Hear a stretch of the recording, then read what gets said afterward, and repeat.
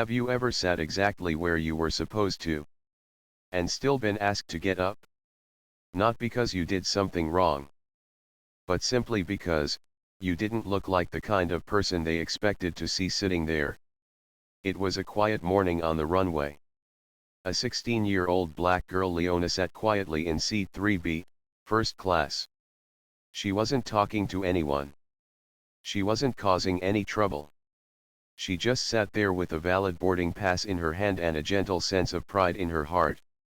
Her first time flying alone. Her first time stepping into the first-class cabin, not by luck, but by merit. That flight was supposed to be a brief layover. But it became a turning point, not just for Leona, but for an entire industry. In today's video, you'll walk with me through a remarkable journey. A girl who stayed silent, but made the entire airline system stop and listen.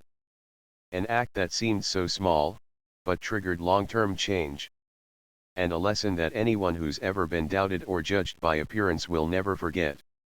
We'll explore why a single text message brought an entire Boeing to a halt.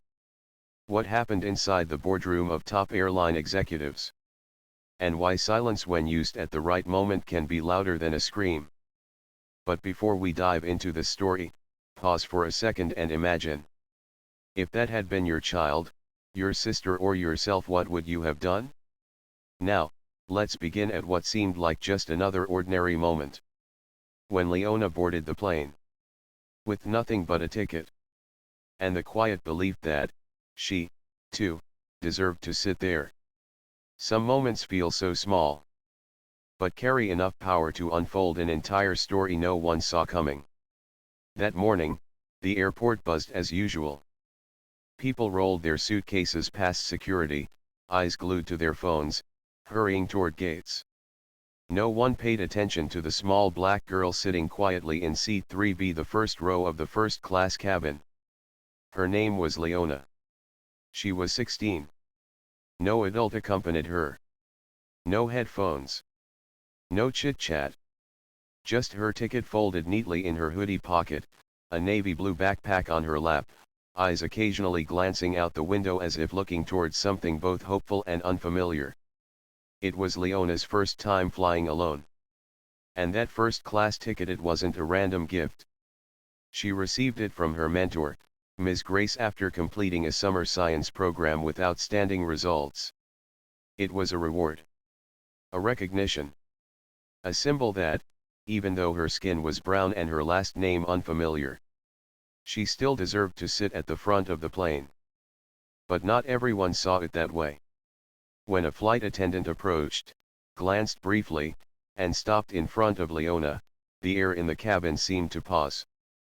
"You're in the wrong seat," the woman said, not with curiosity, not with a question, not even with a smile. Just a command, laced with a silent assumption: you don't belong here. The ticket remained intact in Leona's hand. Seat 3B. Her name. Correct flight number. But that wasn't enough. Not because the system failed, but because someone had looked at her and decided that something must be wrong. And the saddest part? No one said a word. No fellow passenger asked, "But she hasn't done anything wrong." Everyone just watched, then looked away. The seat remained. The ticket remained valid. But the belief in fairness? It began to shake. You don't always need to say the wrong thing to be asked to leave your seat. Sometimes, all it takes is not looking like what they expect. And in that silence, not a protest, not a shout, but a silence full of self-respect, Leona stepped down from her seat.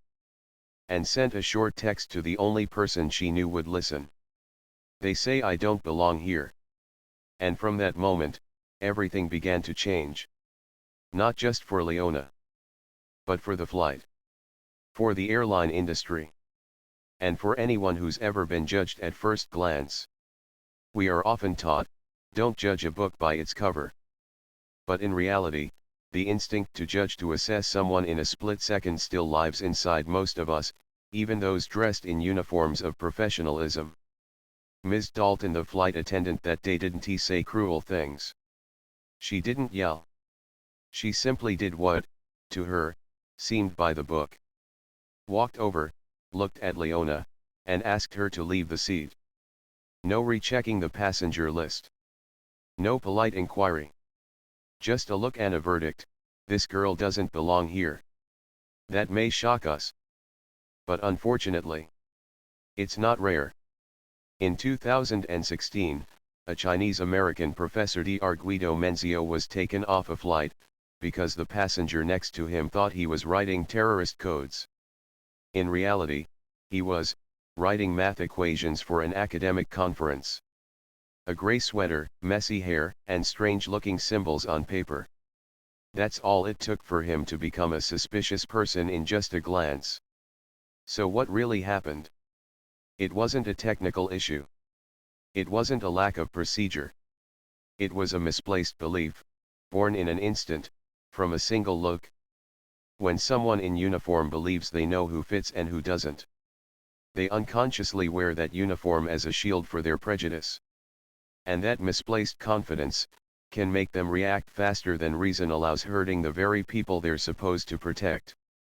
Uniforms may symbolize order, but they're not immune to bias and the power held by those we call professionals, if not paired with awareness, can cause more harm than any storm in the sky. Leona didn't know any of this that morning. She only knew that the flight attendant's eyes didn't see her as a person, but as a mistake that needed correcting. While one woman looked at her and saw a problem, someone else, upon reading a single line of text, saw an entire system in need of awakening. She didn't yell. She didn't cry. She didn't argue in front of the silent cabin.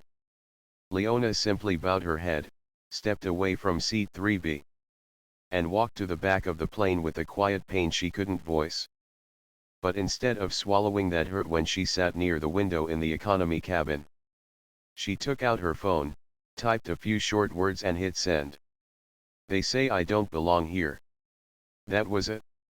And then, the system began to move. On the other end, the person receiving the message was Ms. Grace, Leona's mentor. But she wasn't just anyone. She was the Director of Flight Safety at the Federal Aviation Administration, FAA, one of the highest-ranking authorities ensuring that no one is treated unfairly in U.S. airspace. And the moment she read that message, a decision was made, no hesitation. No questions needed. Just one reply. Say nothing more. Stay where you are. I'll handle it. 7 minutes later, inside the cockpit, the intercom phone rang. A voice from ground control came through, marked urgent. The command was clear. Hold taxi. Do not proceed to runway. Immediate investigation required. It wasn't due to technical issues. It wasn't the weather. It was because a passenger had been removed from their first-class seat. Against protocol. In aviation, any mishandling of a minor passenger, especially involving seat assignment, can trigger a federal investigation. In 2017, the largest airline in the U.S. had to pay tens of millions in damages after a 13-year-old boy was denied boarding because staff believed he was too young to fly alone, even though his documents were in order. Leona's case was different. It didn't drag on for months or years. Because this time, the person who spoke up was one of the most powerful women in the industry. Real power doesn't lie in how much authority you have, but in how you choose to use it, and for whom. When someone's voice is taken away, another person outside the room can turn a quiet message into a loud reckoning that stops the system in its tracks. Passengers on that flight still didn't know why they weren't taking off. They only heard the announcement. Due to regulatory compliance review, the flight will remain at the gate for a few more minutes. But in the back of the cabin, Leona knew. And strangely, she no longer felt small. Not because someone stepped in, but because of a deep realization. Her voice, silent though it was, had been heard. Some people wear power like a cloak. Others express it by standing tall, even when everyone else remains seated. Evelyn Brooks was one of the latter. That morning, When she got Leona's message, she was at another airport, about to enter a meeting with federal representatives on new aviation safety policy. She didn't have a microphone. No cameras. Just a phone that vibrated once, with one simple line. "Ma'am, they said I don't belong in that seat." To others, it might have been a misunderstanding. But to Evelyn, it was a memory rushing back like wind through an unlatched door. She remembered herself at 17. Wearing a white dress to an elite scholarship ceremony. As she entered the hall, the robe attendant looked her up and down and said, "The servers are over there." No one spoke up for her then.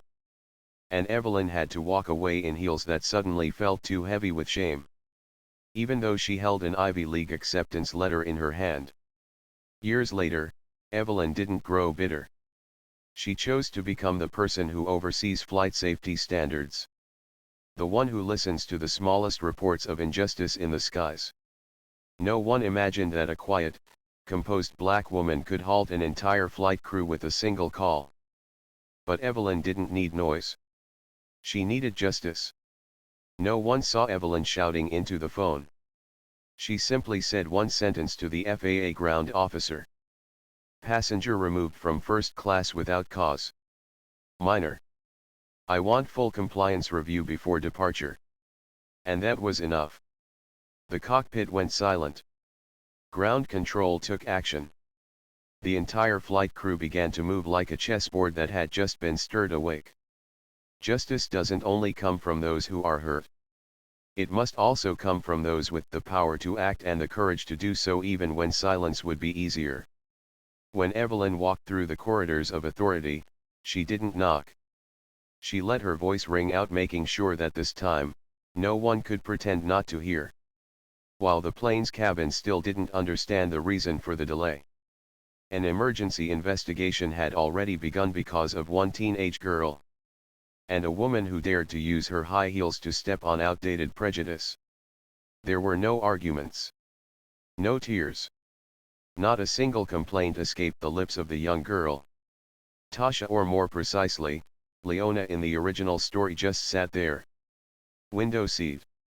Arms resting on her backpack. Eyes staring out into a world where she was no longer sure she belonged. But what changed the cabin wasn't any dramatic act. It was the stillness, the sheer composure of a child who had been pushed from a seat she had truly earned. When silence comes from fear, it is surrender. But when silence is chosen despite every reason to shout, it becomes strength. She didn't look around for allies. She didn't point fingers. She just sat there steady as a small tree in early wind. And somehow, the people around her started to feel uncomfortable. A black woman was once denied a hot meal because the flight was too short. A white man beside her was served a full tray just 5 minutes later. She didn't yell. She simply turned to the flight attendant and asked, "Can you tell me what makes you believe I deserve to be treated differently than the man next to me?" It wasn't loud. But it made the cabin fall into a hush. And in that silence, many people began to realize what they had done or failed to do. On Tasha's flight, that same silence began to ripple. When passengers in first class heard that the delay was due to a compliance issue, they didn't yet know the truth. But slowly, glances began to drift toward the back. Fidgeting hands scratched heads in awkwardness. Whispers passed between strangers.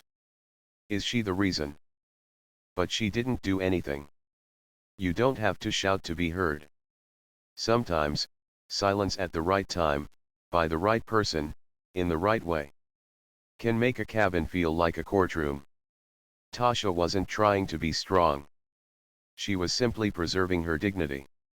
And from that stillness, an entire row of passengers began to wonder. Whose side were we on when we chose to do nothing? Quiet, but it reached the conscience. No yelling, yet it shook the order. No system is perfect. But there are moments that force even the most polished system to look at itself. Despite having gotten used to passing the mirror each day without noticing the cracks. In the cockpit of Flight 263, Captain Monroe gently placed the receiver back on the control panel. The voice on the other end had finished its second call. It was no longer "we request." It was, "You are instructed to hold position. A compliance investigation is now underway." No one in the cabin heard that. No one knew. But for those running the aviation system, this was not a normal instruction.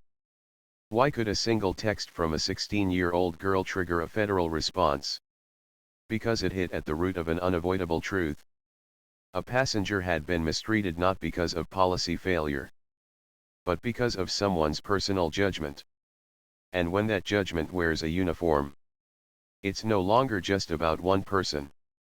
In 2017, the FAA launched a full investigation into Transair after a recording caught a flight attendant saying, "We can't let someone dressed like that sit in business class." The person she was referring to? A female attorney wearing a blazer, high heels, and a badge from the American Bar Association. That investigation lasted 4 months. The airline had to revise its passenger evaluation process, introduce anti-bias training, and suffered losses nearing $30 million. But with Flight 263, the FAA didn't wait 4 months. They acted within the first hour because the sender of that message wasn't just any citizen. She was Evelyn Brooks. But the deeper question remains. If it weren't for Evelyn, would Tasha have ever been seen? The system isn't human. But it is run by humans. And when the humans inside the system carry bias, the system will inevitably run on that bias, too. The tragedy isn't that the mistake happened. The real tragedy is that people had grown so used to these mistakes. They no longer expected anyone to stop and question them. Now the system had no choice but to look at itself. Not to blame a single person, but to answer a far more important question. Why did this happen and why did no one speak up? Inside the cabin, some passengers began to glance at one another. Not to talk, but as if asking themselves, if I had said something earlier, would this have ended differently? The change didn't come from recordings or internal reports. It came from the hesitant looks. From a girl who sat quietly. And a truth too big to keep hidden any longer. On that flight, when Tasha was told to leave seat 3B, not one passenger objected. Not a single voice asked. She has a valid ticket. Why make her move? Everyone just stayed silent. Silence sometimes is a choice. But often, it's a learned reflex. Avoiding trouble. Avoiding involvement. Avoiding being seen as the one who makes a scene. It's called the bystander effect. A psychological phenomenon where the more people witness an injustice, the less likely anyone is to help. Each person assumes someone else will say something. And so, no one does. A perfect example. In 2022, on a flight from Chicago to Atlanta, a young boy was told by a flight attendant, "You can't use the restroom in first class. That area's not for you." The mother was angry. But no one spoke up. Only after landing did one passenger approach her and say quietly, "I didn't think that was right. I'm sorry I didn't say anything." A late apology, but one that spoke volumes. Silence is also an action. And in the face of injustice, silence is not neutral. It sides with the wrong. On Flight 263, maybe the passengers around Tasha weren't bad people. They were just hesitant. Afraid of being misunderstood. Afraid of being labeled disruptive. Afraid of saying the wrong thing. But while they were afraid, a child was being stripped of the seat she had earned. And in that moment, silence became part of the problem. Tasha didn't blame anyone. But her calm presence became a mirror, reflecting back all the eyes that had looked away. She didn't need to accuse anyone. The cabin's silence accused itself. So when the captain announced a delay, when FAA officials stepped onto the plane, When the flight attendant was asked to leave in front of everyone, passengers began to understand. The silence at the beginning was now echoing loudly. As the aircraft door closed behind the suspended flight attendant, all eyes were still fixed in that direction. Not out of curiosity, but because they knew. What had just happened wasn't just a procedural error. It was a fracture of trust. And this time it wouldn't be smoothed over by an announcement on the PA system. Outside the terminal, in a quiet meeting room, FAA representatives and airline executives sat down. In front of them weren't just flight logs for Flight 263, but the entire reputation of a brand. And questions that could no longer be dodged. Who gave the flight attendant the authority to act on instinct alone? What procedures allowed a passenger to be moved without verification? And why did no one intervene when it happened? In 2019, after a series of passenger discrimination incidents, United Airlines was forced to implement major reforms, eliminating unilateral decision-making by flight attendants on suspicious behavior, introducing an anonymous hotline for staff to report bias, mandating implicit bias training for all crew members. None of those changes came from goodwill alone. They came from the pressure of a community that refused to stay silent. Justice doesn't end when the wrongdoer leaves. It begins when those who remain dare to ask. How do we make sure this never happens again? Under pressure from the FAA and public response, the airline on Flight 263 couldn't sidestep the issue. They issued a public commitment to review all procedures related to minor passengers, suspended the involved flight attendant without pay or retained position, and began developing a two-step verification policy, requiring both the manifest and ground control to confirm any seat reassignment. That wasn't about appearances. It was a consequence. A message to every flight crew. You are not allowed to act on feelings, especially when those feelings are born from bias. Tasha wasn't present at those meetings. She didn't speak at any press conference. She never claimed to be the one who changed the system. But maybe that's why people couldn't stop talking about her. Tasha never wanted to be someone special. She just wanted to sit in her seat, board her flight, and arrive like anyone else. Not as a symbol of a movement. Not as a trending hashtag. Just a 16-year-old girl who had completed her summer program with excellence. With an old backpack and a book she hadn't yet opened.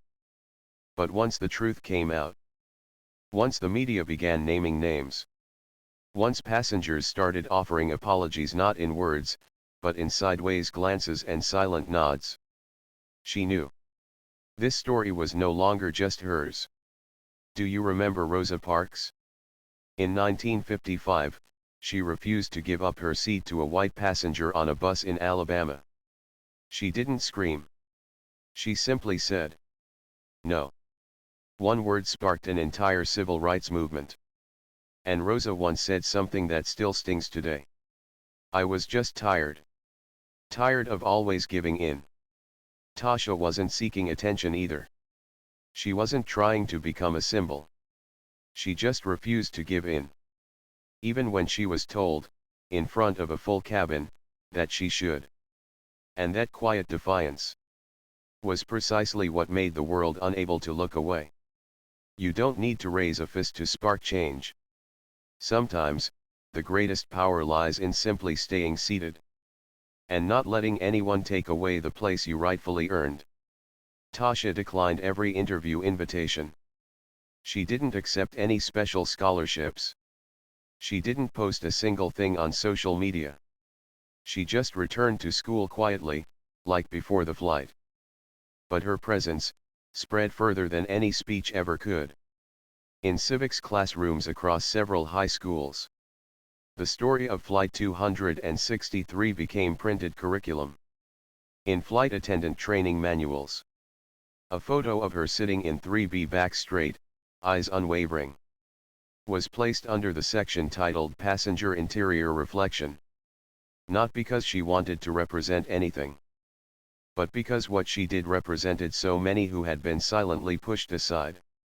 Flight 263 eventually pulled away from the gate.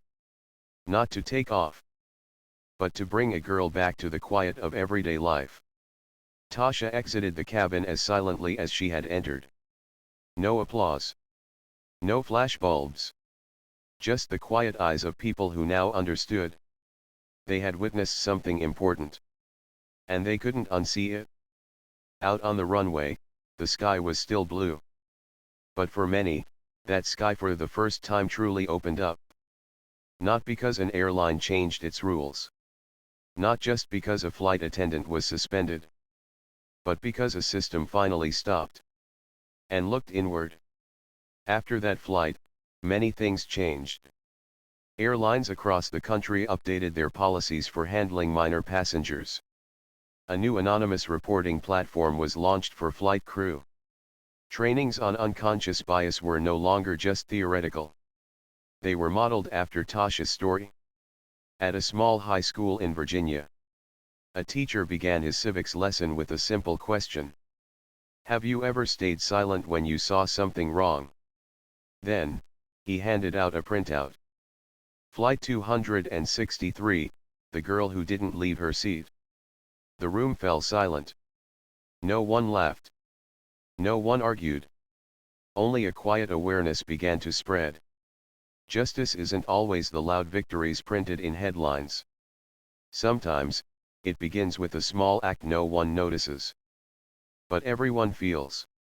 And when a girl dares to sit still, even when she's told to leave, she does more than defend herself. She reminds the world that the right to exist, the right to be heard, should never be conditional.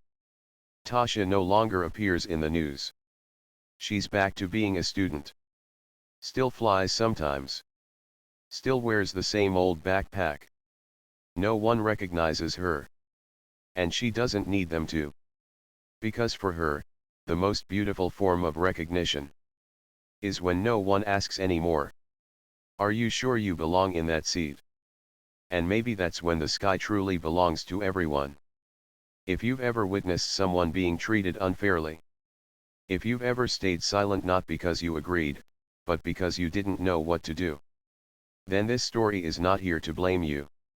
It's here to remind us all. Next time, you can choose differently.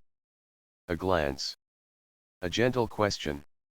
Or even just, a quiet nod. Enough to let someone know they're not alone. If this story touched you, share your thoughts below. Send this video to someone you've seen stay silent and tell them, I understand. And I'm not silent anymore. Thank you for listening.